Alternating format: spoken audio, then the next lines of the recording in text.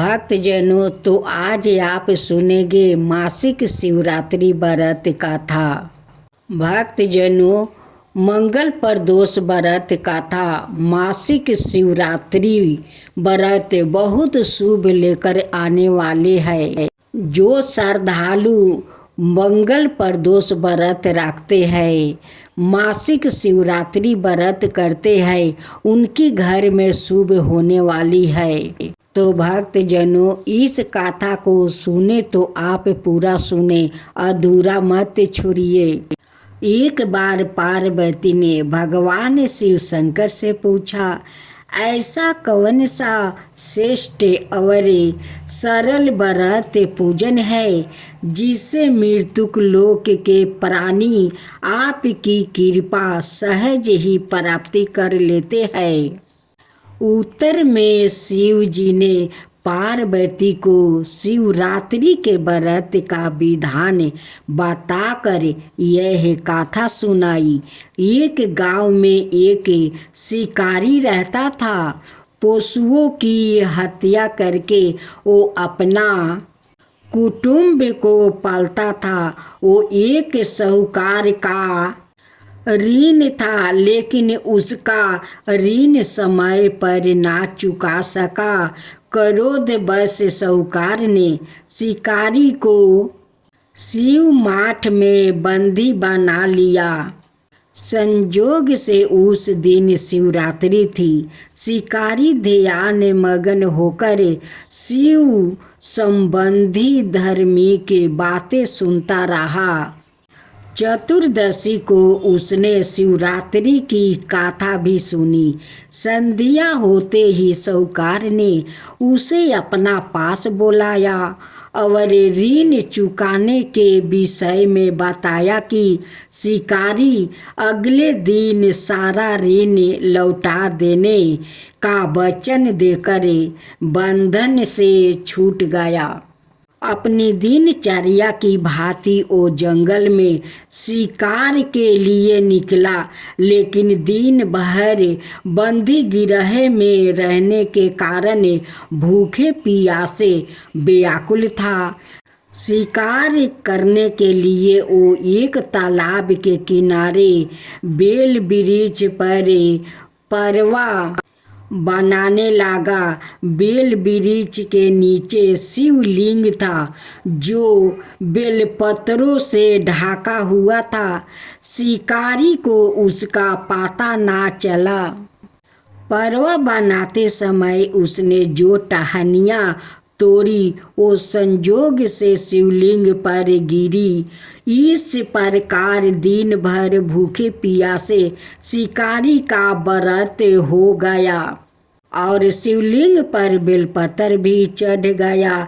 एक पहर रात्रि बीते जाने पर एक गर्भिणी मिर्गी तालाब पर पानी पीने पहुंची। शिकारी ने धनुष पर तीर चढ़ाकर ज्यों ही परचंचा घींची। मिर्गी बोली, मैं गर्भिणी हूँ, शीघ्र ही प्रसव करूँगी। तुम एक साथ दो जीवों की हत्या करोगे, जो ठीक नहीं है। मैं अपने बच्चे को जन्म देकर शीघ्र ही तुम्हारे सामने प्रस्तुत हो जाऊंगी, तब तुम मुझे मार देना। शिकारी ने प्रायचा ढीली कर दिया और मिर्गी झरियों में लुप्त हो गई। कुछ ही देर बाद एक और मिर्गी उधर से निकली। शिकारी की प्रसन्नता का ठिकाना ना रहा। समीप आने पर उसने धनुष पर बाण चढ़ाया। तब उसे देखा। मिर्गी ने निम्रता पूर्वक निवेदन किया, हे पार्थी, मैं थोड़ी देर पहले ही ऋतु से निमृत हुई हूँ। कामतुरी विरहिणी हूँ। अपने प्रिया की खोज में भटक रही हूँ। मैं अपने पति से मिलकर शीघ्र ही तुम्हारे पास आ जाऊँगी।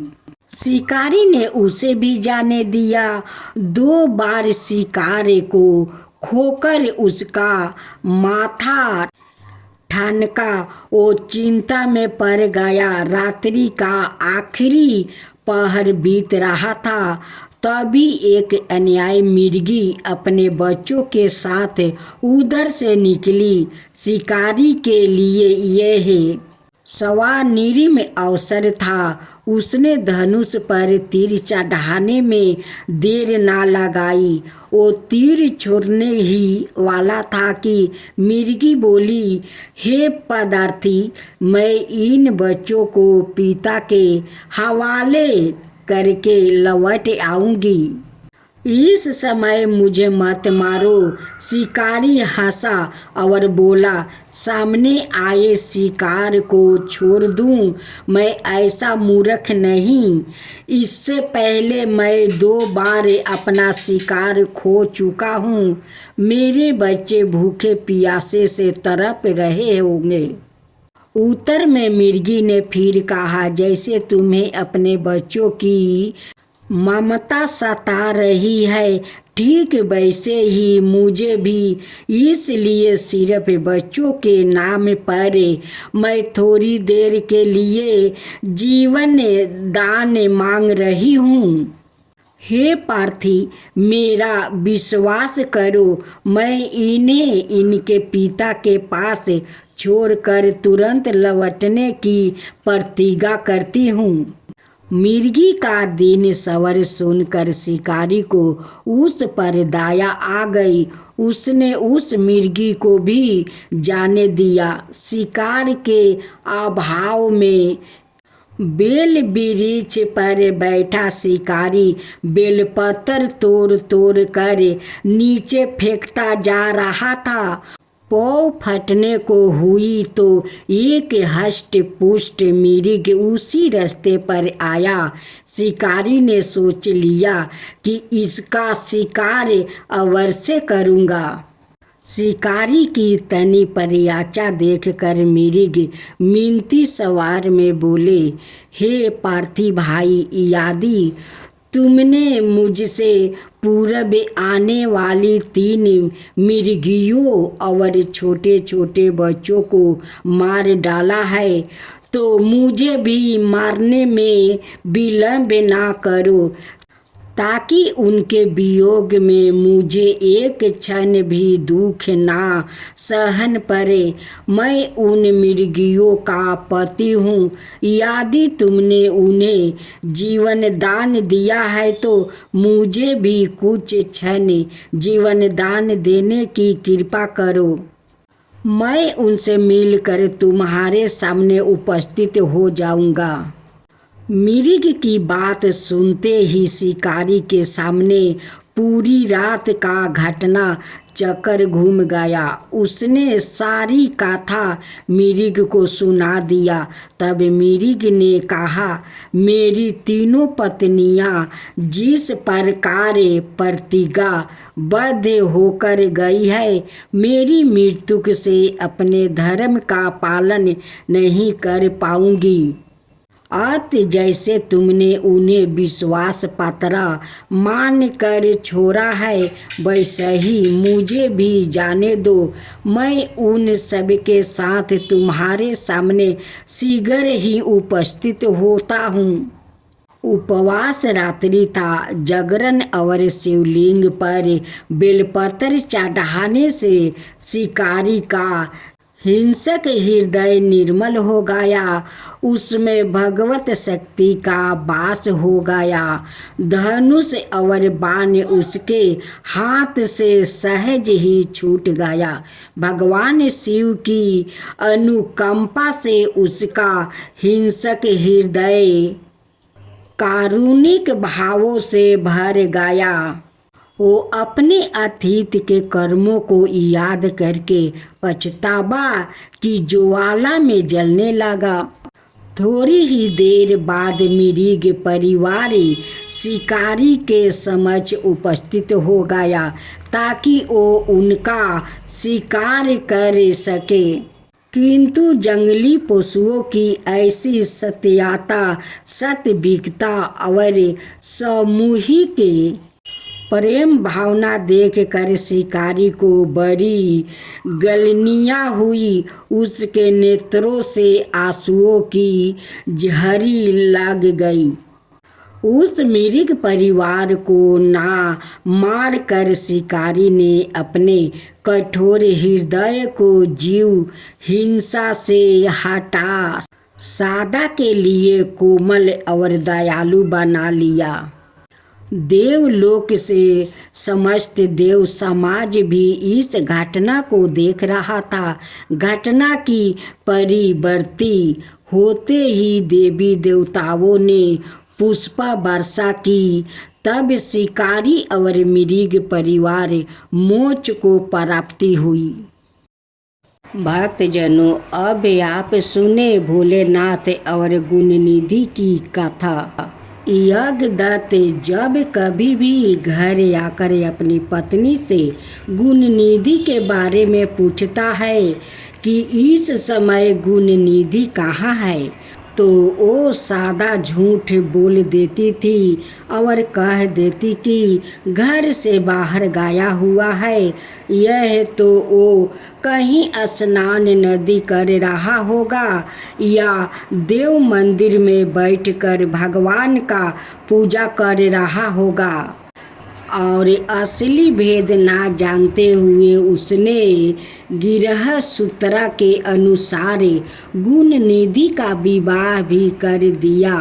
विवाह हो जाने के पश्चात यज्ञदत्त की पत्नी सादा पुत्रा को समझाती कि तुम्हारे पिता बड़े महात्मा है।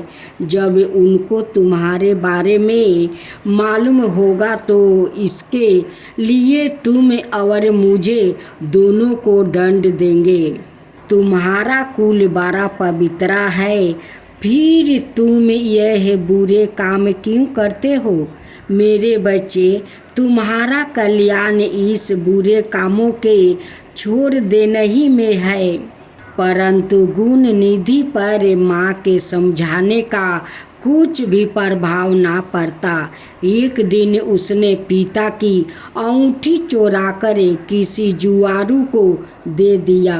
जब यज्ञदत्त ने उस जुआरू से पूछा कि यह अंगूठी उसके हाथ में कैसे आई है, तो जुआरू ने यज्ञदत्त से कहा कि उसने उनकी अंगूठी नहीं चुराई। यज्ञदत्त ने जुआरू की बात सुनकर कहा, सुनो लाला, यह अंगूठी मेरी है और मुझे राजा के यहाँ से मिली है। तुम झूठ बोलकर इसे अपनी ना बनाओ, परंतु यह बताओ कि यह अंगूठी तुम्हारे पास कैसे आई है। यज्ञदत्त की बात सुनकर जुआरू को क्रोध आ गया। उसने गरज कर कहा, जो सच सुनना चाहते हो तो ध्यान पूर्वक सुनो। यह अंगूठी तुम्हारे पुत्रा गुणनिधि ने मेरे पास जुए में हारी है। उसने यही अंगूठी ही जुए में नहीं हारी, बल्कि आज तक जुए में बहुत से साधन चोराकर हारा है। आप जितने ही साजन साधु धर्मात्मा है, आपका पुत्र उतना ही बड़ा बदमाश है। आप इतने बड़े विद्वान होते हुए भी आज तक अपने पुत्र की करतूतों को नहीं जान सके।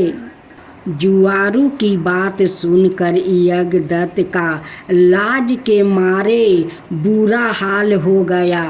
वो लाज के मारे मुंह ढाके हुए और सिर झुकाए हुए अपने घर पहुंचा और घर आने के साथ ही अपनी पत्नी से पूछा कि गुणनिधि कहाँ है और वो अंगूठी कहाँ है जो कि उस दिन तूने उपलाता करते मेरे हाथ से ले ली थी।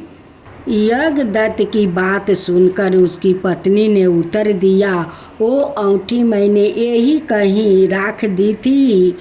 अब मुझे याद नहीं आ रहा कि कहाँ रखी है।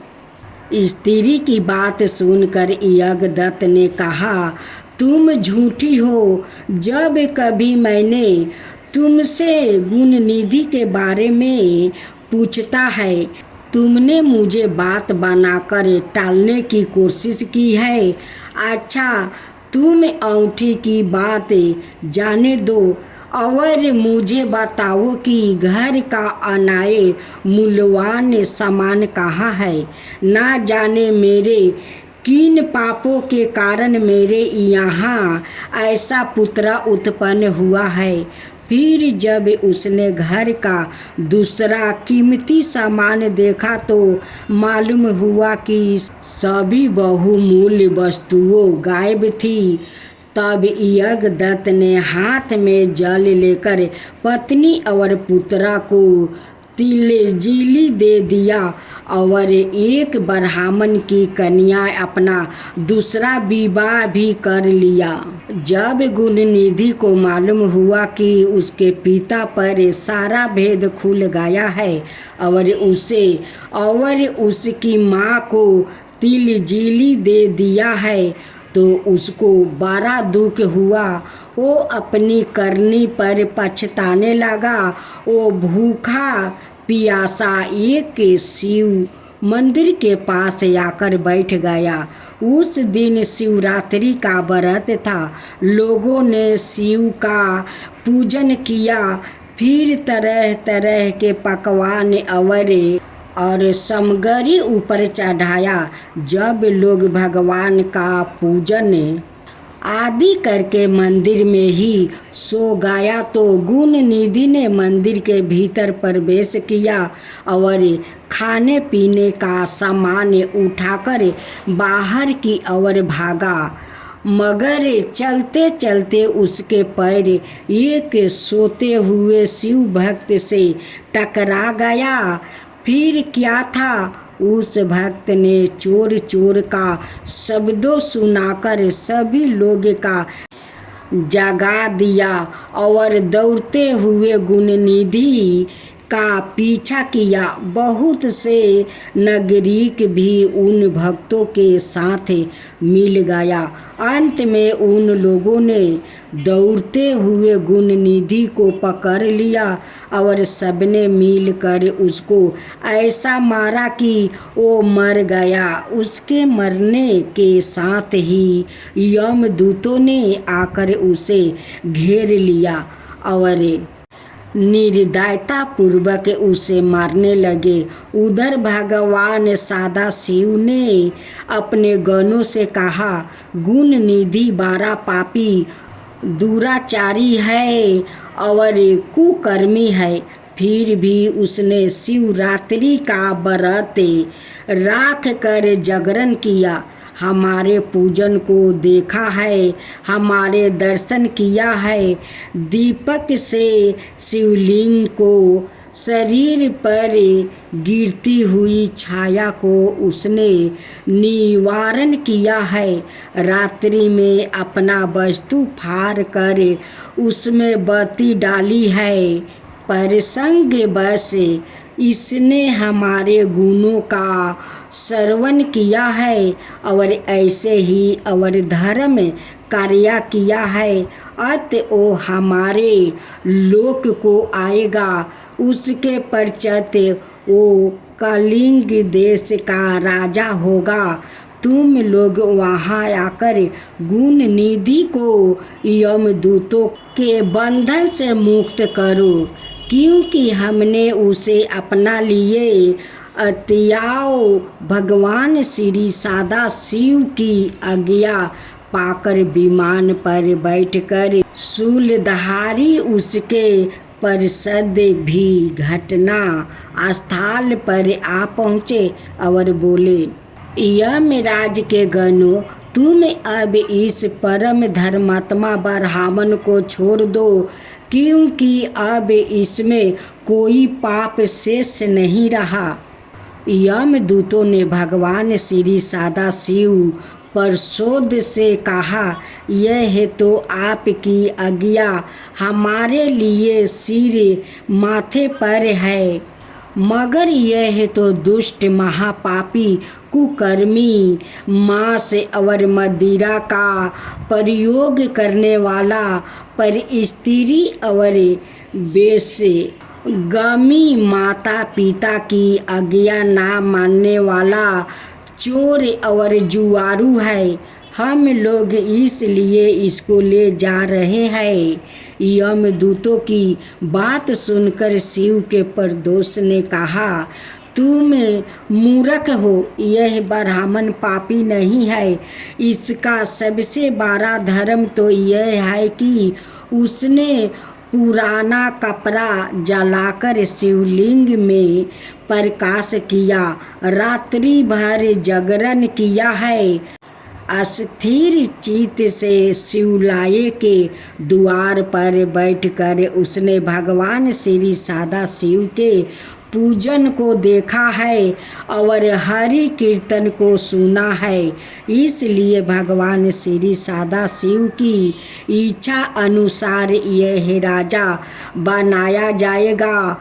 और इस प्रकार कहने के पश्चात भगवान श्री सदाशिव के प्रसोद गुण निधि को अपने साथ ले गए।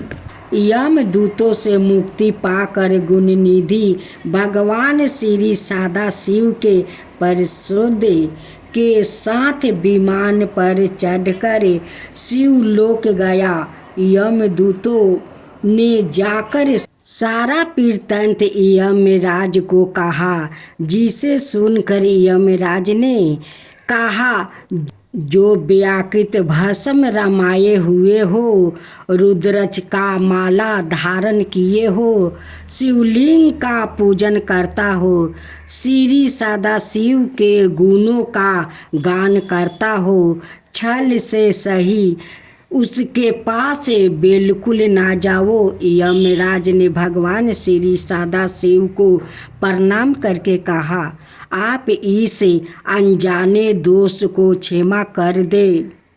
अब सुने सोमवार व्रत कथा। सूर्यप्रिया नाम का एक बड़ा धर्मात्मा और सदाचारी वेश्या था।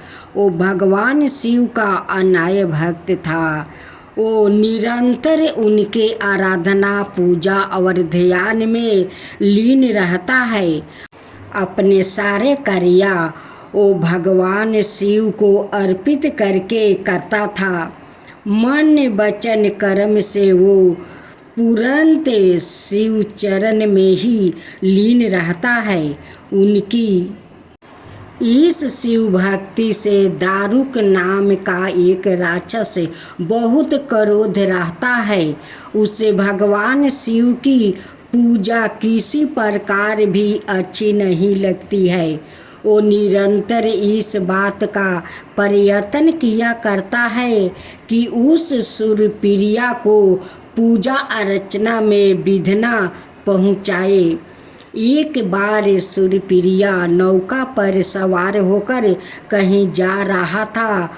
उस दुष्ट राक्षस दारुक ने यह उपयोगित अवसर देखकर वो नौका पर आक्रमण कर दिया। उसने नौका में सवार सभी यात्रियों को पकड़कर अपनी राजधानी में ले जाकर कैद कर दिया। सूर्यप्रिया कारागार में भी अपने नीति नियम के अनुसार भगवान शिव की पूजा आराधना करने लगा। अनाये बंदी यात्रियों को भी वो शिव भक्ति की प्रेरणा देने लगा। दारुक ने जब अपने सेवकों से सूर्यप्रिया के विषय में यह समाचार सुना, तब वो अत्यंत क्रोध होकर उस कारागार में आ पहुँचा। सूर्यप्रिया उस समय भगवान शिव के चरणों में ध्यान लगाए हुए दोनों आंखें बंद किए बैठा था। उस राक्षस ने उसकी यह मुर्दा देख कर अत्यंत भीषण सवार से उसे डांटते हुए कहा, अरे दुष्ट बेशा, तू आंखें बंद कर इस समय यहाँ कौन से उपद्र और षड्यंत्रों करने की बातें सोच रहा है। उसके यह कहने पर भी धर्मात्मा शिव भक्त सूर्यप्रिया वेश्या की समाधि भंग नहीं हुआ। अब तो वो दारुक नमक महाभयानक राक्षस क्रोध से एकदम बावला हो उठा। उतने तत्काल अपने अनुचार राक्षसों को सूर्यप्रिया वेश्या और अन्य सभी बंदियों को मार डालने का आदेश दे दिया। सूर्यप्रिया उसके इस आदेश से जरा भी विचलित और भयभीत नहीं हुआ। वो एक निष्ठा भाव और एक गहरा मन से अपनी और अन्य बंदियों की मुक्ति के लिए भगवान शिव को वो पुकारने लगा। उसे यह पूर्ण विश्वास था कि मेरी आराधना भगवान शिव जी इस विपत्ति से मुझे अवश्य ही छुटकारा दिलाएंगे। उसकी प्रार्थना सुनकर भगवान शंकर जी तत्न उस कारागार में एक ऊंचे स्थान में एक चमकते हुए सिंहासन पर स्थित होकर ज्योतिर्लिंग के रूप में प्रकट हो गए। उन्होंने इस प्रकार सूर्यप्रिया को दर्शन देकर उसे अपना पाशुपत अस्त्र भी प्रदान किया। उस अस्त्र से राक्षस दारू के और उसके सहायकों का वध करके सूर्यप्रिया शिव धाम को चला गया। भगवान शिव के आदेश अनुसार ही ज्योतिर्लिंग का नाम नागेश्वर पड़ा। जय शिवा ओमकारा प्रभु हरे शिवा ओमकारा ब्रह्मा विष्णु सदा शिव अर्धंगिनी धारा। ओम जय शिवा ओमकारा एकानन चतुरानन पंचानन राजे शिव पंचानन राजे हंसासन गरुड़ासन विषवाहन साजे।